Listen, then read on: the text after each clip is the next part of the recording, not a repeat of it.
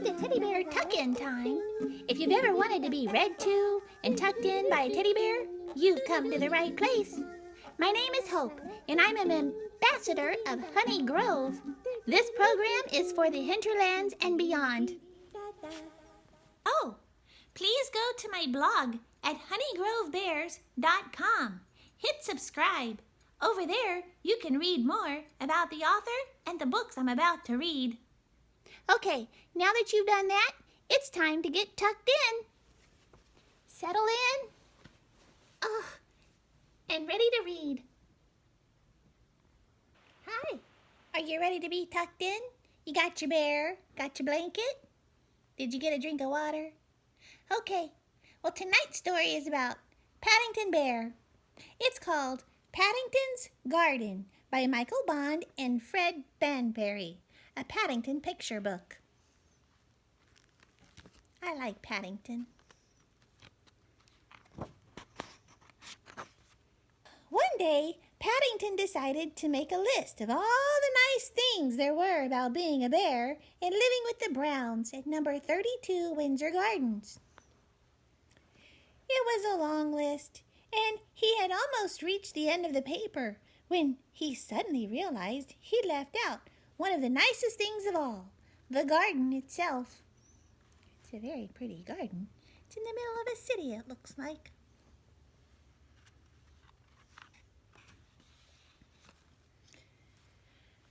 Paddington liked the Browns' garden. It was quiet and peaceful, and there were times when it might not have been in London at all. But nice gardens usually mean a lot of hard work, and after a day at his office, Mr. Brown often wished it wasn't quite so large. Oh, Mr. Brown, he looks like he's having trouble. Oh, he's tired. It was Mrs. Brown who first thought of giving Jonathan, Judy, and Paddington a piece each of their own. It will keep them out of mischief, she said, and it will help you at the same time. So Mr. Brown marked out 3 squares, and to make it more exciting, he said he would give a prize to whoever had the best idea. Oh, a prize. Oh, an idea for a garden.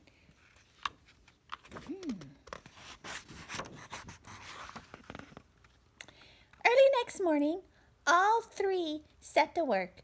Judy thought she would grow some flowers, and Jonathan started to make a paved garden. But Paddington didn't know what to do. Gardening was so much harder than it looked, especially with paws, and he soon grew tired of digging. Oh, I would too, Paddington. In the end, he decided to do some shopping. He had some savings left over from his pocket money, and he bought a wheelbarrow, a trowel, and a large packet of assorted seeds. It seemed very good value indeed, especially as he still had 2 pence left over. Look at the stuff in the garden shop. Watering cans, compost, peat moss, flowers. I think he was being very thrifty, and he still had change to spare. The shopkeeper told him that when planning a new garden, it was a good idea to stand some way away first in order to picture what it would look like when it was finished. So, taking a jar of his best chunky marmalade, Paddington set out to visit the nearby building site. Well, what's he doing at the building site? There's bricks and cement.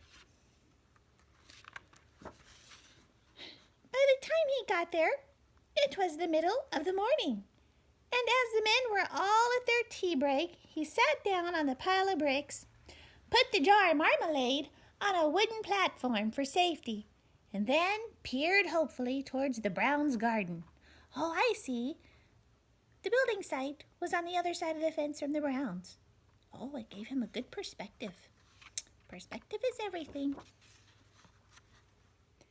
After sitting there for some while without getting a single idea, Paddington decided to try taking a short walk instead. And when he got back, his eyes nearly popped out. A man was emptying the concrete mixer on the very spot where he'd left his jar of chunky Marmalade! Oh no! Oh, it's a disaster! At that moment, the foreman came round the corner, and seeing the look on Paddington's face, he stopped to ask what was wrong. Paddington pointed to the pile of wet cement. "All my chunks have been buried!" he exclaimed hotly.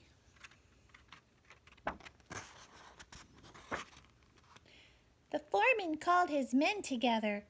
"There's a young bear gentleman here who's lost some very valuable chunks," he said urgently. They set to work clearing the cement. Soon the ground was covered with small piles, but still there was no sign of Paddington's jar. Oh no! A tasty treat. Suddenly, there was a whirring sound from somewhere overhead, and to Paddington's surprise, a platform landed at his feet. "My marmalade!" he exclaimed thankfully. "Your marmalade?" echoed the foreman, staring at the jar. "Did you say marmalade?" "That's right," said Paddington. "I put it there, ready for my tea break. It must have been taken up by mistake. There it is. Oh, I see. It would have been lifted on with the pulley. Oh, so it didn't get buried at all." It was the foreman's turn to look as if he could hardly believe his eyes.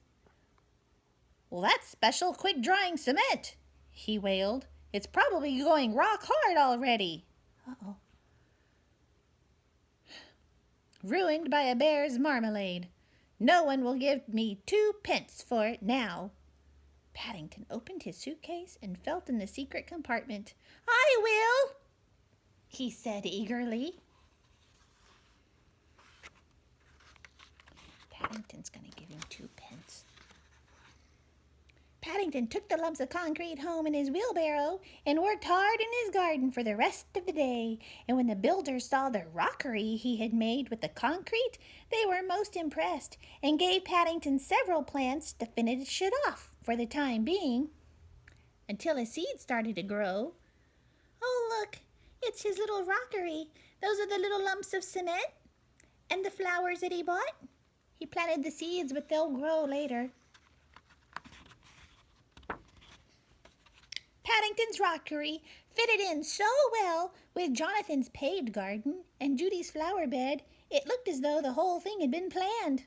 Oh, it does look beautiful. Mr. Brown was so pleased, he decided to give them all an extra week's pocket money, and that evening they celebrated by having tea in the new garden. What a lovely thing, tea in the garden. Oh, the Browns. After it was over, Paddington stayed on for a while in order to finish off his list of all the nice things there were about being a bear and living at number 32 Windsor Gardens. He had one more important item to add: "My rockery." Then he signed his name and added his special paw print, just to show it was genuine. Oh, that was a good story. I think I'm going to go to sleep now, and I'm going to think about the seeds that I planted in my garden and what they'll look like when they grow. Good night. Settle in.